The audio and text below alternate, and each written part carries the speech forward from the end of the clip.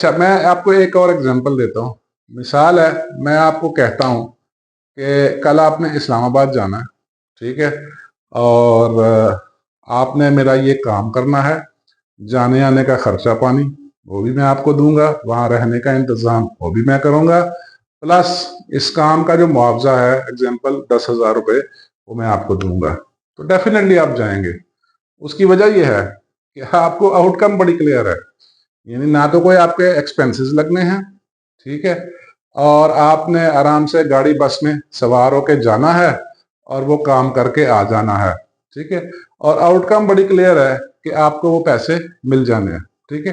तो डेफिनेटली आप फौरन फैसला करेंगे कि हाँ जाएंगे, ठीक है। या एग्जाम्पल, मैं एक दूसरी एग्जाम्पल से समझाता हूँ। मैं आपको कहता हूँ कि ये आपका ऑफर लेटर है, जॉब ऑफर लेटर, ठीक है, और कल लाहौर जाना है, ठीक है, आपकी जॉब फिक्स हो चुकी है, आपकी सैलरी लग चुकी है। हर 30 दिन बाद आपको फर्स्ट को सेकंड को आपको इतनी लगी बदी सैलरी मिल जाएगी, और जॉब प्री अरेंज्ड है, एवरीथिंग इज फाइन, कोई मसला नहीं, रिहाइश भी सेटल्ड है। तो डेफिनेटली आप फॉरेन जाएंगे। उसकी वजह यह है कि उसमें पेन कम है, ठीक है, उसकी वजह यह है कि उसमें पेन कम है और आउटकम बड़ी क्लियर है। जो मैंने ट्रैवलिंग वाली एग्जांपल दी है उसमें भी पेन कम है और आउटकम बड़ी क्लियर है, आप इमीडिएटली जाएंगे। अगर यही काम, यही जॉब का उसूल आपको 100 जगह सीवी जमा करा के करना पड़ता और जॉब के लिए सैलरी बार्गेन करनी पड़ती और इतनी जूतियां घिसानी पड़ती और इतनी एफर्ट करनी पड़ती, ठीक है, तो शायद आप उतनी एफर्ट ना करते।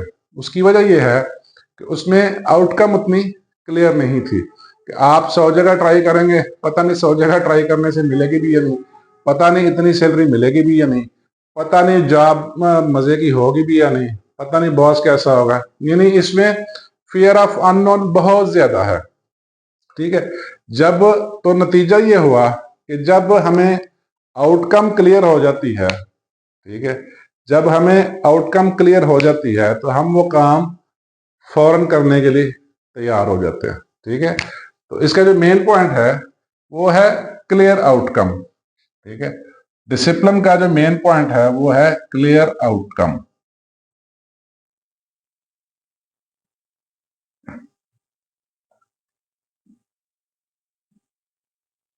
क्लियर आउटकम, यानी if you want to be disciplined in your life, जो कि हमारा आज का टॉपिक है, if you want to be disciplined in your life you must have a clear outcome, ठीक है। आपको आउटकम क्लियर होना चाहिए कि आप ये काम करने जा रहे हैं, इसके पीछे इसका हुसूल क्या है, ये काम करने से मुझे हासिल क्या होगा, ये जब काम मेरा खत्म होगा तो मुझे क्या मिलेगा, ठीक है।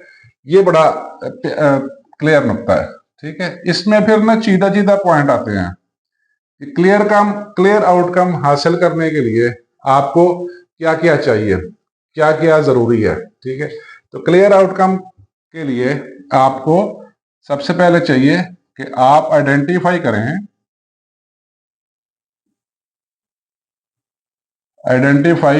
अचीवेबल गोल्स,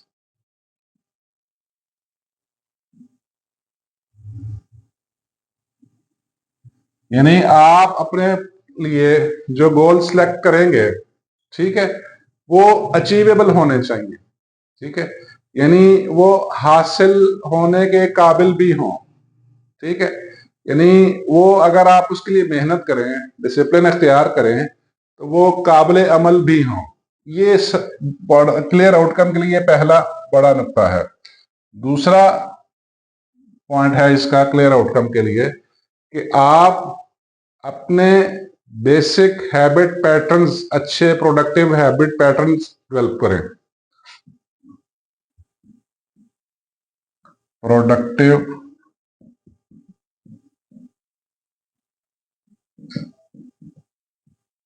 हैबिट पैटर्न्स, ठीक है।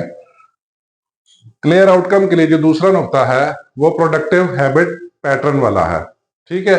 प्रोडक्टिव हैबिट पैटर्न आपके अंदर with the help of compounding effect, यानी प्रोडक्टिव हैबिट पैटर्न जो कांस्टेंट हैबिट पैटर्न है, जब वो आपका होगा तो उसके कंपाउंडिंग इफेक्ट की वजह से आपकी आदत एक मजमूई शक्ल इख्तियार करके आपको बड़े रिजल्ट देगी। ठीक है, इसको मैं ब्रैकेट में लिख देता हूं, कंपाउंडिंग इफेक्ट। कंपाउंडिंग इफेक्ट क्या होता है, मैं दोबारा बता देता हूं, पहले एक वीडियो में एक्सप्लेन किया था कि जब आपकी छोटी छोटी आदात और काफी अरसे की आदात मिलके आपको बड़ा रिजल्ट देती है, यानी आप काफी सालों से थोड़ी थोड़ी मेहनत कर रहे थे, थोड़े थोड़े तगोदो कर रहे थे, फिर अचानक उसने एक दिन बड़ा रिजल्ट दे दिया। ठीक है, ये कंपाउंडिंग इफेक्ट है। तो प्रोडक्टिव हैबिट पैटर्न जो है, ठीक है, जो आपकी छोटी छोटी आदत होंगी प्रोडक्टिव टाइप की, वो एक दिन कंपाउंडिंग इफेक्ट उनका होगा और आपको अच्छे रिजल्ट्स मिलेंगे। ठीक है, तीसरा है जी constant actions.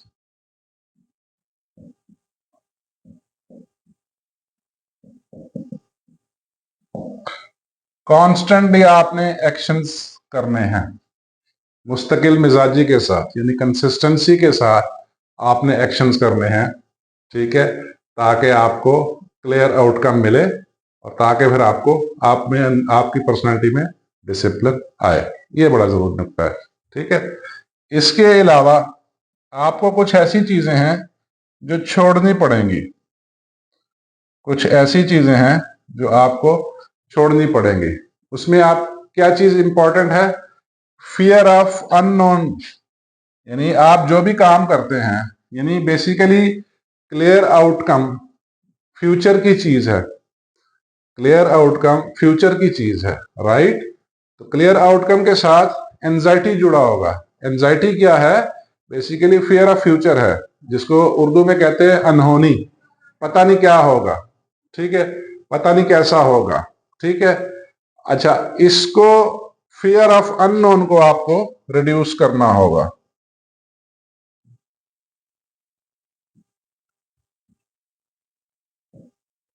Fear of unknown, इसको रिड्यूस करना होगा, अनहोनी।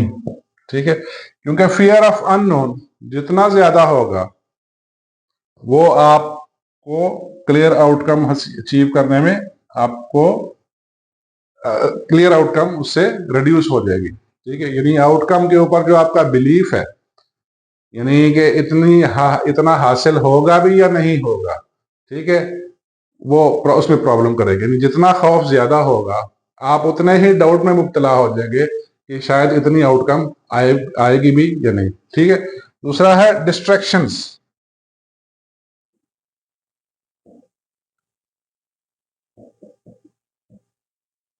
डिस्ट्रैक्शंस या टेम्पटेशंस।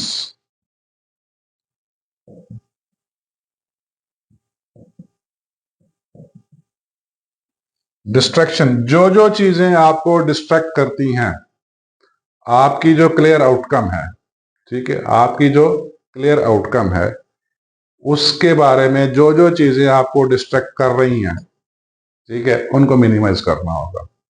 ये बड़ा जरूरी मुद्दा है।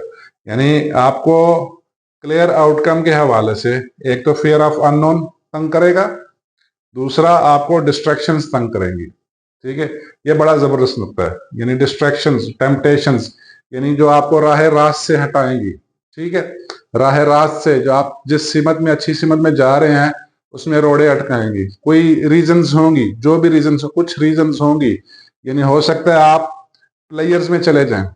ठीक है, क्योंकि जाहिर है जब मेहनत करनी है, तगोदो करनी है, उसमें पेन तो है ना। तगोदो, हिम्मत में, जुर्रत में, मेहनत में पेन है। ठीक है, और डिस्ट्रैक्शंस के साथ प्लेयर्स होती हैं। ये बड़ा जरूरी नुकता है। Distractions are usually cause by players. ठीक है, जब प्लेयर्स आ जाएंगे इसका मतलब है फिर आपका आउटकम जो है वो आपके लिए इंपॉर्टेंट नहीं है। ठीक है, तो ये क्वेश्चन था। अब मैं 1 मिनट में दोबारा इसको रिपीट कर देता हूं कि अगर आप चाहते हैं कि आप डिसिप्लिन हो जाएं, अगर आप चाहते हैं कि आपकी जिंदगी में कुछ उसूल ज़ाब्ते डिसिप्लिन आ जाए, ठीक है, तो डिसिप्लिन बेसिकली आउटकम की वजह से, क्लियर आउटकम की वजह से आता है। ठीक है, ये कुल जो गुफ्तगू है इसका मीनिंग ये है, मैं आपको दोबारा एलेबोरेट कर दूं कि डिसिप्लिन तब आपकी जिंदगी में आना शुरू हो जाएगा जब आपके पास कोई क्लियर आउटकम होगी। आपको सामने कंफर्म कुछ नजर आ रहा होगा, आपको दूर फासले पे कुछ क्लियरली नजर आ रहा होगा, हाँ ये मुझे मिल जाएगा। यानी क्लियर आउटकम मीन्स कि आपका आउटकम पे जो यकीन है, your belief on the outcome. ठीक है, तो डिसिप्लिन तब आएगा जब आपके पास क्लियर आउटकम होगी। और क्लियर आउटकम कैसे आएगी? वो आएगी आपको अचीवेबल गोल्स सेट करने से।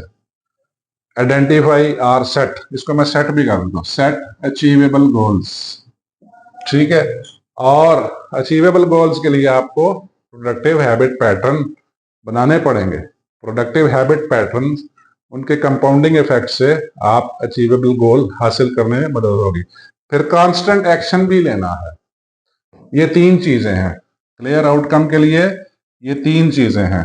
ठीक है, लेकिन इसके साथ साथ आपको ये दो चीजें तंग करेंगे, फियर ऑफ अननोन, अनहोनी, यानी fear of future. Basically fear of unknown is anxiety.